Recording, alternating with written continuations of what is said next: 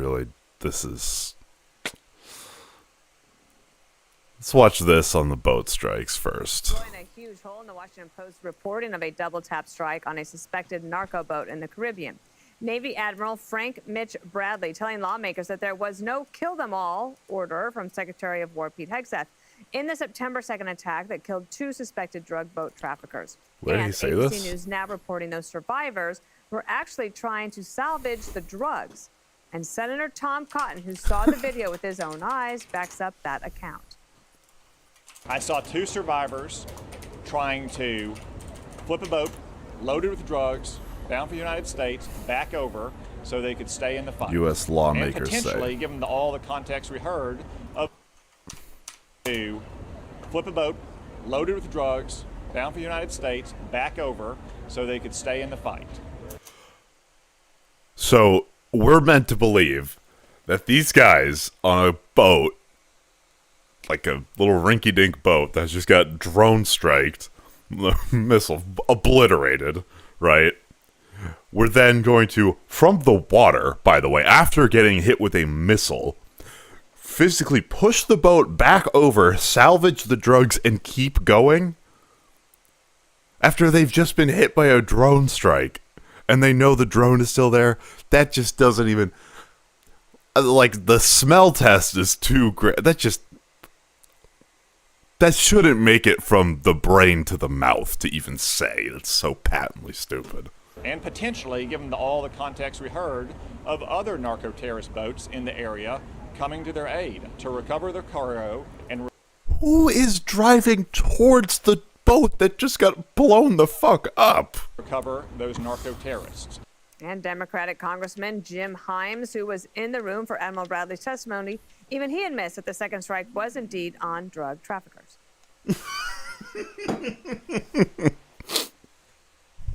No shit, that's not in question. Oh my god, these people, man. What I saw in that room was one of the most troubling things I've seen in my time in public service. The United States military attacking shipwrecked sailors. Bad guys, but attacking shipwrecked sailors. Yes, they were carrying drugs.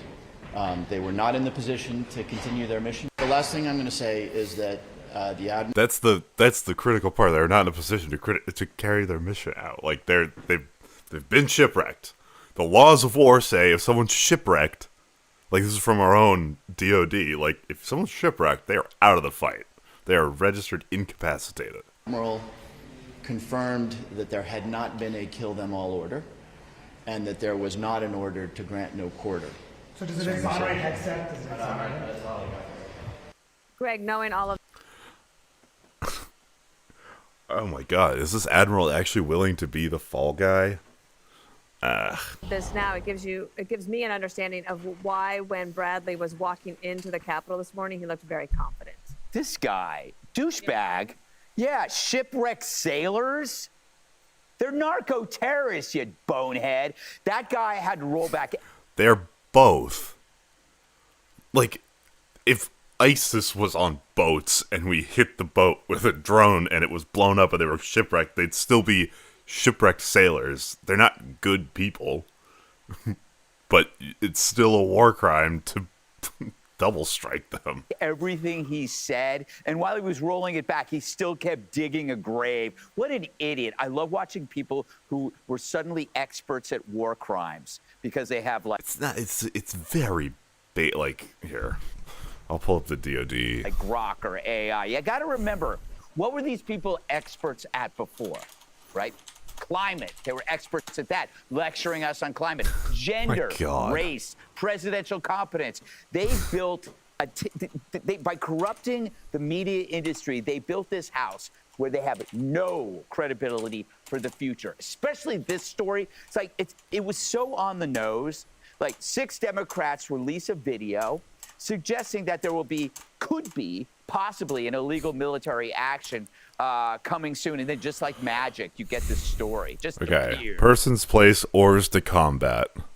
Oars to combat. Let me just Google it so I get the exact definition. I'm pretty sure it just means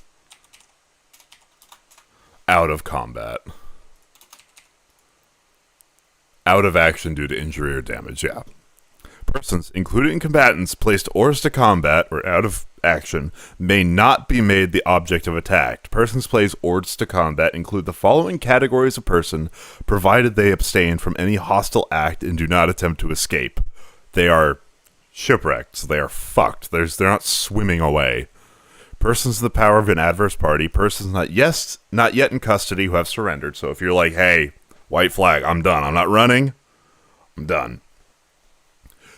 Persons who have been rendered unconscious or otherwise incapacitated by wounds, sickness, or shipwreck. This is very specific, akin to someone parachuting from a blown-up aircraft, right?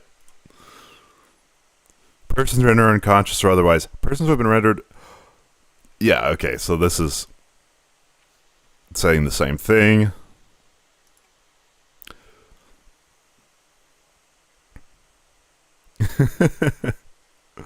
Shipwreck combatants include those who have been shipwrecked from any cause and includes forced landings at sea or from aircraft.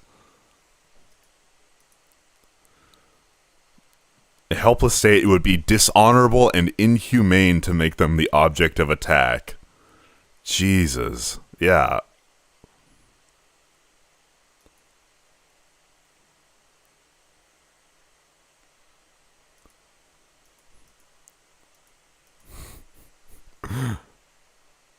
Like, they would have had to, I guess, start, like, firing back.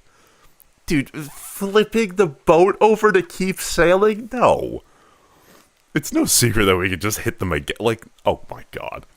That's the most bullshit thing I've ever heard.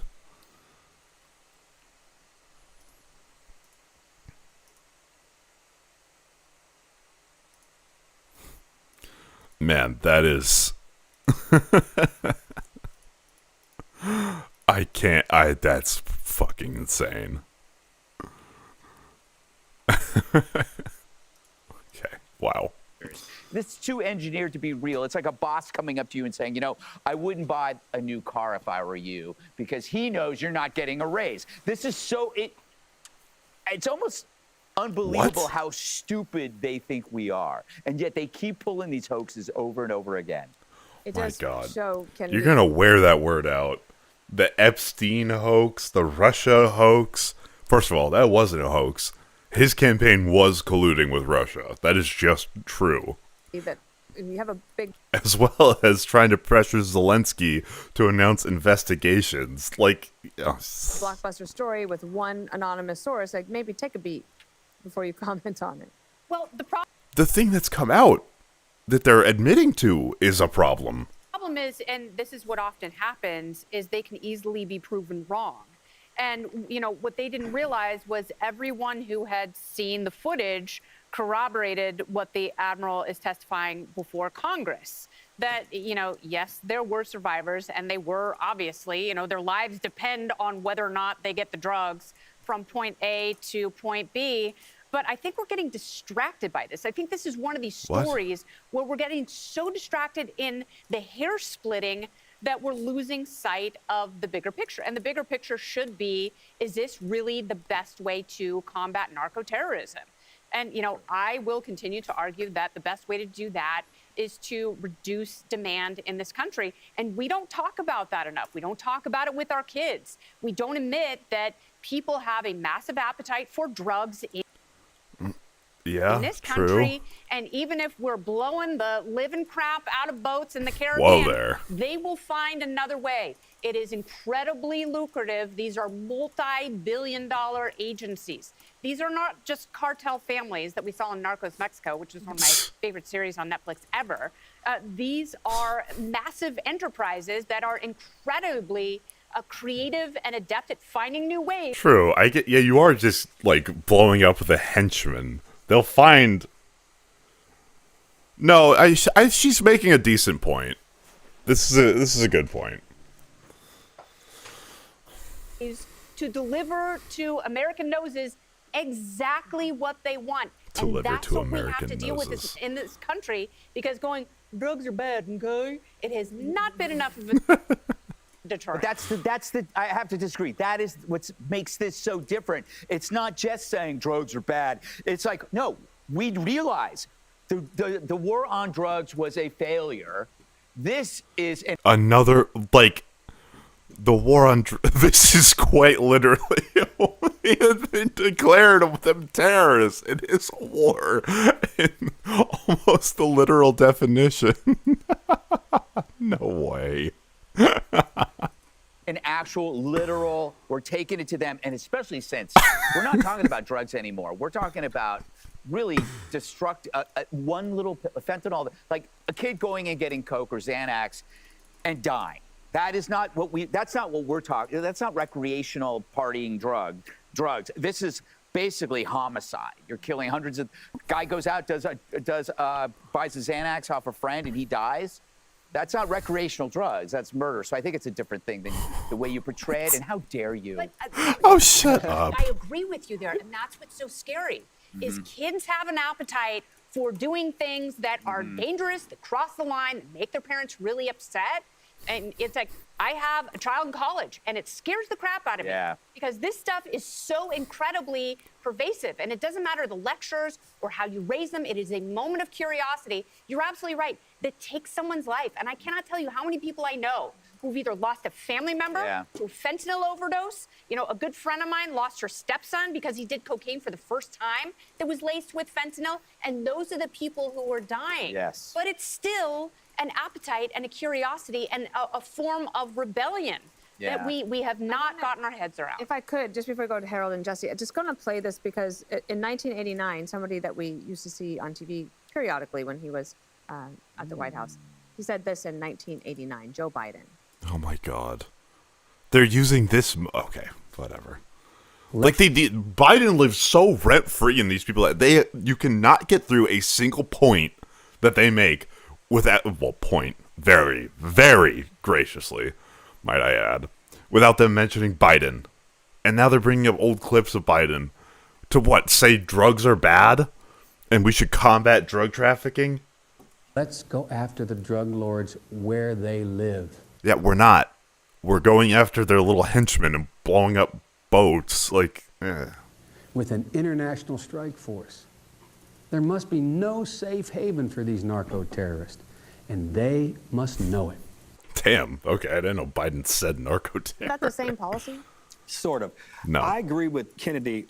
I hate to disagree with my They're going to have to agree with Biden. at the table. I agree with you. You said it well, the appetite and curiosity. It has to be both. I don't have an issue at the same time of going after these narco-terrorists in these boats, but it would seem to me, DP, what might be better and to reconcile, I think, even what then Senator Biden was saying, maybe intercept these guys, find out who the big guys are behind them. They're not the ones.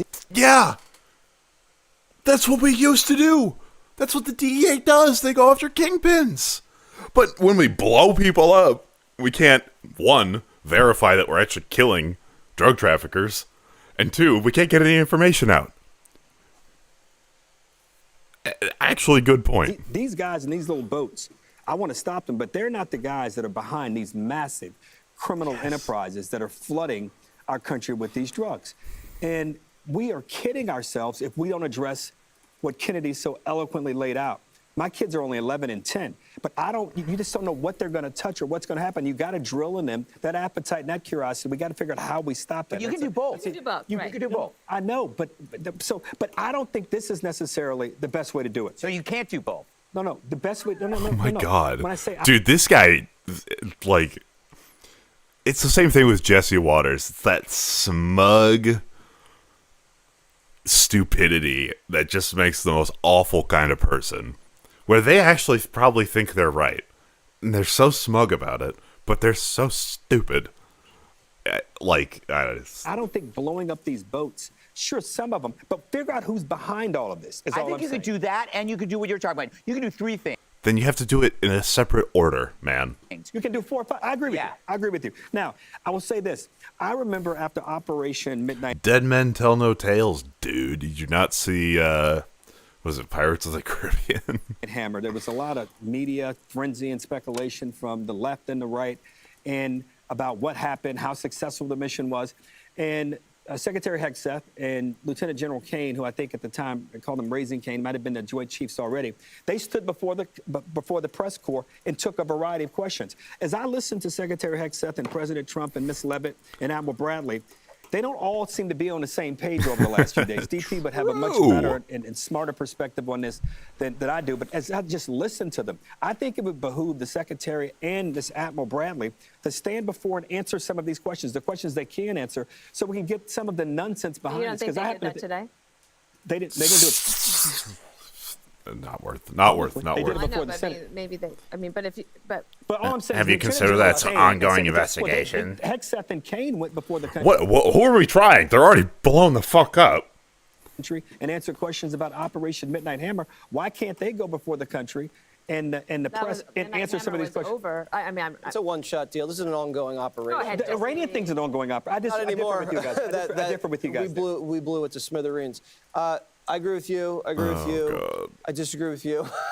Why do you disagree with me? Well, because you can deal with it on the demand side. We got to stop doing the cocaine, but you also have to take it to the supply side.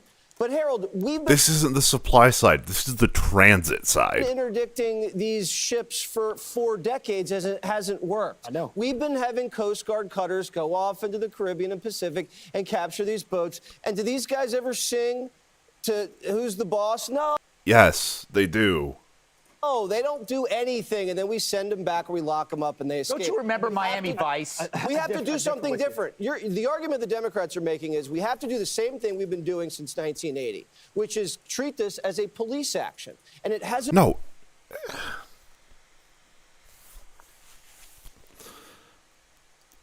Where there is demand, supply will find its way. Just always. Whenever people want something, there will be someone willing to sell it to them. Until you address the demand issue, it's like you're not going to get anywhere. Hasn't worked. So now we're taking the fight to the enemy, and we can already tell it's working because Maduro's. Because you don't see boats. That is the dumbest thing ever. You know drugs can come from more ways than just a boat, right? Like that is a possible thing. Scared. He might leave to the Middle East. Mexico's shaking in their boots. They know that they could be next. And the Colombian guy's like on his last leg. So I like the policy, and it's not a controversial policy. Really? You know Mark Thiessen, Dana? Yes. He did an interview today with the acting director of the Defense Intelligence Agency under I never thought Jesse Waters would be behind this. Barack Hussein Obama. For 5 years, this guy was calling all the shots. This is what he said. At the heart of it, we use double taps all the time. I mean, it's a difference. A massive difference. some of them probably were injured, yet you hit him again.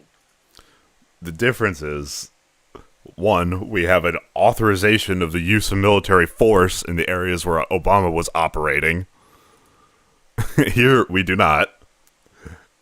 Two, Obama consulted with his legal counsel before making decisions, not makes a terrible decision and then hopes that the lawyers can clean up after him. And it was something that had bipartisan support on Capitol Hill.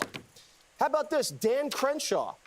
I can't recall any time in my history of doing counterterrorism ops where we strike a group, whether it's a building or a boat or a vehicle, and then we were like, oh, there's survivors?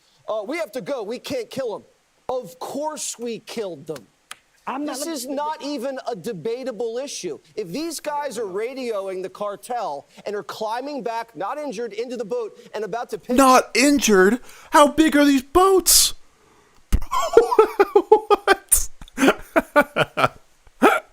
Pick up the dope and send it back to another boat, then the boat's still operational. I'm sure he does.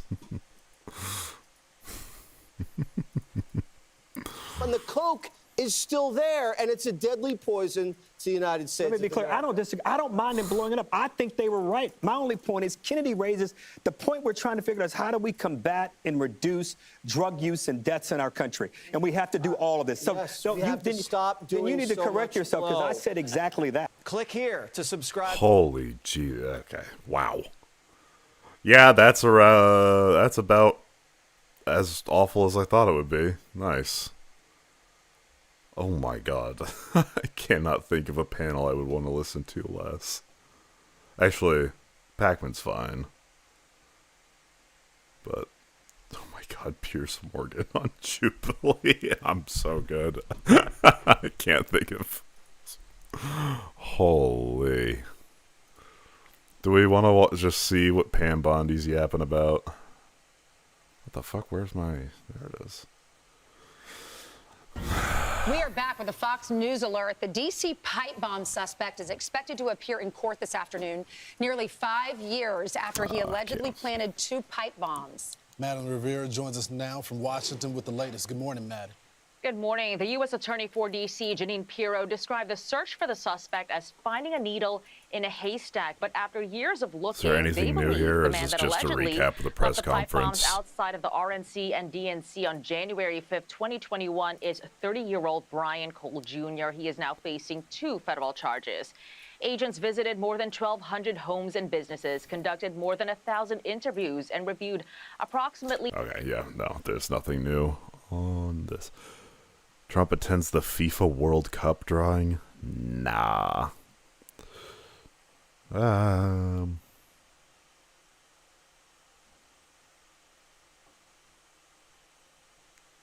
Investigations.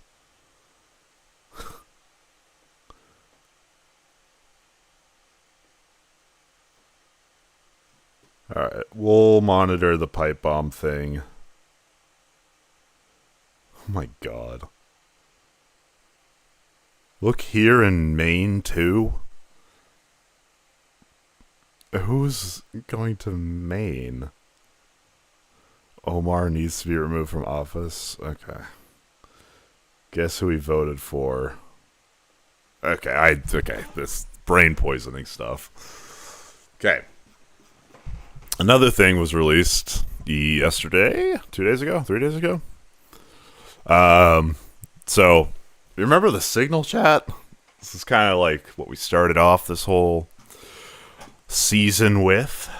So the results of the investigation came back.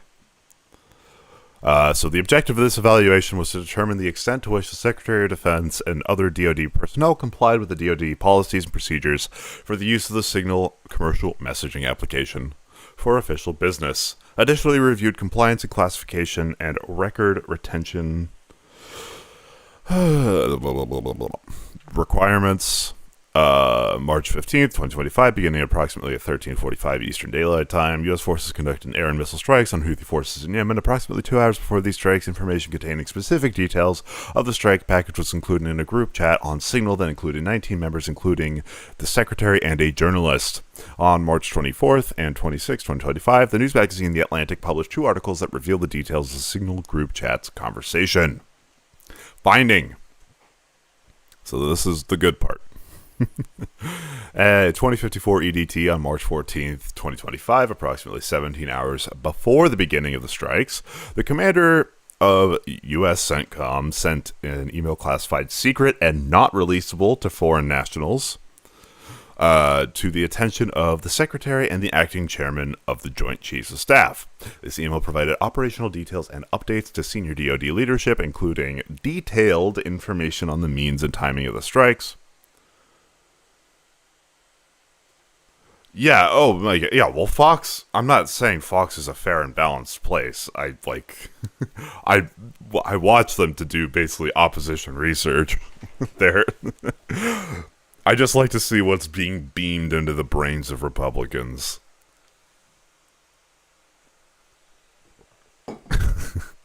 It's always entertaining, at the very least. Okay.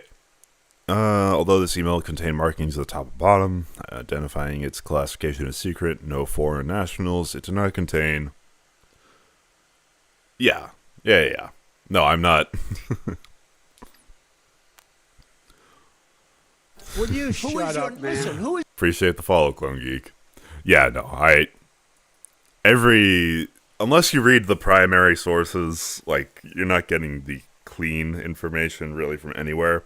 I will say Fox is some of the worst. Like, even the liberal biased media orgs are closer factually to the truth than Fox or Newsmax ever is, because they just blatantly lie so much on very easily fact-checkable stuff. Like, Hegseth is out there saying that this report completely exonerates him. And so, here's the finding. So the email that was sent was fine. Based on interviews with 4 current and former DoD officials, we determined on Saturday, March 15, 2025, 3 individuals were present in a sensitive compartment, a SCIF, at the Secretary's residence in Fort McNair, immediately preceding and during the execution of these strikes.